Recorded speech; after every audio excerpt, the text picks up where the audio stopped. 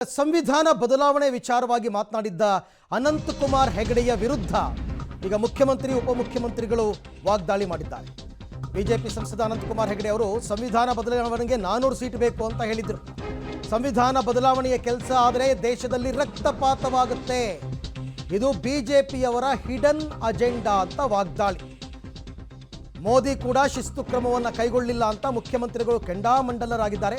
ಇದೇ ಮೊದಲನೇ ಸಾರ್ತಿ ಏನು ಹೇಳಿದ್ದಲ್ಲ, ಅವರು ಮಂತ್ರಿಗಳಾಗಿದ್ದಾಗಲೇ ಹೇಳಿದ್ರು, ಸೆಂಟ್ರಲ್ ಮಿನಿಸ್ಟರ್ ಆಗಿದ್ದಾಗ. ಅನಂತಕುಮಾರ್ ಹೆಗಡೆನ ಯಾಕಿನ್ನೂ ಬಿಜೆಪಿನಲ್ಲಿ ಇಟ್ಕೊಂಡಿದ್ದಾರೆ? ಹೆಗಡೆ ಹೇಳಿಕೆ ವೈಯಕ್ತಿಕ ಅಂತ ಬಿಜೆಪಿ ಯಾಕೆ ಹೇಳ್ತಿದೆ ಅಂತ ಡಿ.ಕೆ.ಶಿ ಪ್ರಶ್ನೆ ಮಾಡಿದ್ದಾರೆ.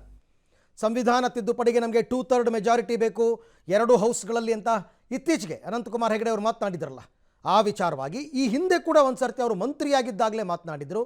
ಇಷ್ಟೆಲ್ಲ ಮಾತುಗಳನ್ನ ಆಡಿದ್ರು ಕೂಡ ಪ್ರಧಾನಿ ನರೇಂದ್ರ ಮೋದಿ ಅವರು ಏನೂ ಕ್ರಮ ಕೈಗೊಂಡಿಲ್ಲ ಆತನ ವಿರುದ್ಧ ಅಂತ ಮುಖ್ಯಮಂತ್ರಿಗಳು ಕಿಡಿಕಾರಿದ್ದಾರೆ. ಒಂದು ಮಾತನ್ನ ಹೇಳಿದ್ರು, ಈ ಬಾರಿ 400ಕ್ಕೂ ಹೆಚ್ಚು ಸೀಟನ್ನು ಗೆಲ್ಲಬೇಕು ಅಂತ ಅವ್ರು ಹೇಳಿದ್ರು. ಯಾಕೆ? ನಮಗೆ ಲೋಕಸಭೆಯಲ್ಲಿ ಬಹುಮತ ಇದೆ, ರಾಜ್ಯಸಭೆಯಲ್ಲಿ ನಮಗೆ 2/3 ಮೆಜಾರಿಟಿ ಇದೆ, ಅಲ್ಪ ಬಹುಮತ ಇದೆ.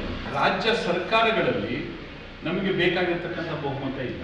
ಸಂವಿಧಾನವನ್ನ ತಿದ್ದುಪಡಿ ಮಾಡಬೇಕಾದ್ರೆ ಏನು ಮೂಲಭೂತವಾಗಿ ಸಂವಿಧಾನವನ್ನ ಸಂಪೂರ್ಣವಾಗಿ ತಿರುಚಿದ್ರು ಕಾಂಗ್ರೆಸ್ನವರು, ಅದರಲ್ಲಿ ಬ್ಯಾಡದೇ ಇರೋದನ್ನೆಲ್ಲ ತುರುಕಿದ್ರು. ವಿಶೇಷವಾಗಿ ಇಡೀ ಹಿಂದೂ ಸಮಾಜವನ್ನ ದಮನಿಸುವಂತಹ ರೀತಿಯಲ್ಲಿ ಕಾನೂನನ್ನು ತಂದಿಟ್ಟಿದ್ರು. ಅನಂತಕುಮಾರ್ ಹೆಗಡೆಯವರು ಇದು ಮೊದಲನೇ ಸಲ ಅಲ್ಲ, ಹಿಂದೆ ಮಂತ್ರಿಯಾಗಿದ್ದರೂ ಕೂಡ ಹೇಳಿದ್ರು. ಯಾರ ಕಾಲದಲ್ಲಿ ಮಂತ್ರಿ ಆಗಿದ್ದದ್ದು? ನರೇಂದ್ರ ಮೋದಿಯವರ ಕಾಲದಲ್ಲಿ ಮಂತ್ರಿಯಾಗಿದ್ದರು. ನರೇಂದ್ರ ಮೋದಿಯವರು ಅವರನ್ನು ಮಂತ್ರಿ ಮಂಡಲದಿಂದ ಬಿಡೋದಾಗಲಿ, ಅವ್ರ ಮೇಲೆ ಶಿಸ್ತಿನ ಕ್ರಮ ಆಗಲಿ ತಗೊಳ್ಳಿಲ್ಲ.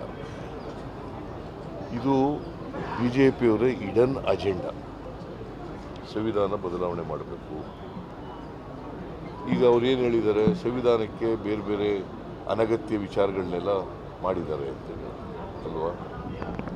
ಅದಕ್ಕೋಸ್ಕರವಾಗಿ ನಮಗೆ 2/3 ಮೆಜಾರಿಟಿ ಬೇಕು ಪಾರ್ಲಿಮೆಂಟ್ನಲ್ಲಿ. ಅಂದರೆ ಸಂವಿಧಾನ ಬದಲಾವಣೆ ಮಾಡಲಿಕ್ಕೆ 2/3 ಮೆಜಾರಿಟಿ ಬೇಕು. ಅವರು ದೇಶ ಉದ್ಧಾರ ಮಾಡೋಕ್ಕಲ್ಲ, ಬಡವರು ಉದ್ಧಾರ ಮಾಡೋಕ್ಕಲ್ಲ, ಸಂವಿಧಾನ ಬದಲಾವಣೆ ಮಾಡೋಕ್ಕೆ. ಯಾಕಂತಂದರೆ ಅವರು ಮರುವಾದವನ್ನು ಸಮರ್ಥನೆ ಮಾಡ್ತಕ್ಕಂಥದ್ದು, ಮನುಸ್ಮೃತಿಯನ್ನು ಇದನ್ನು ಸಮರ್ಥನೆ ಮಾಡ್ತಕ್ಕಂಥದ್ದು, ಮನುಸ್ಮೃತಿಗೆ ಅನುಗುಣವಾಗಿ ಸಂವಿಧಾನ ಇರಬೇಕು ಅಂತಕ್ಕಂಥದ್ದು ಅವರ ಹಿಡನ್ ಅಜೆಂಡಾ.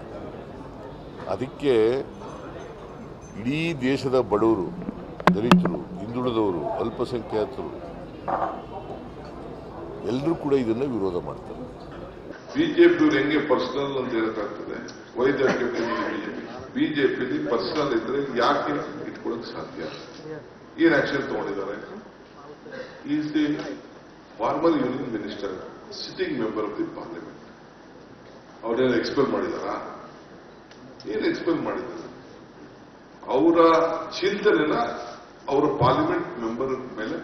ಈಗ ಡಿ.ಕೆ. ಶಿವಕುಮಾರ್, ಡಿ.ಕೆ. ಸುರೇಶ್ರು ನಮ್ಮ ಟ್ಯಾಕ್ಸು, ನಮ್ಮ ಹಕ್ಕು, ನಮ್ಮ ತೆರಿಗೆ ಅಂತ ನಮ್ಗೆ ಆಗ್ತಾರ ಅನ್ಯಾಯದ ಬಗ್ಗೆ ಮಾತಾಡಿದ್ರೆ, ಪ್ರೈಮ್ ಮಿನಿಸ್ಟರ್ ಹಿಡಿದು ನಿರ್ಮಲಾ ಸೀತಾರಾಮನ್ ಯಾಕೆ ಮಾತಾಡಿದ್ರು? Why they are so ಫ್ಯೂರಿಷಿಯಸ್? ನಮ್ಮ ಹಕ್ಕು ಕೇಳಿದಕ್ಕೆ ಇದಕ್ಕೆ ಯಾಕೆ ಮಾತಾಡ್ತಾ ಇಲ್ಲ ಪ್ರೈಮ್ ಮಿನಿಸ್ಟರ್? ಇದಕ್ಕೆ ಯಾಕೆ ಅವ್ರ ಪಾರ್ಟಿ ಲೀಡರ್ಗಳು ಮಾಡ್ತಾ ಇರ್ತಾರೆ? This is their inner voice of the BJP.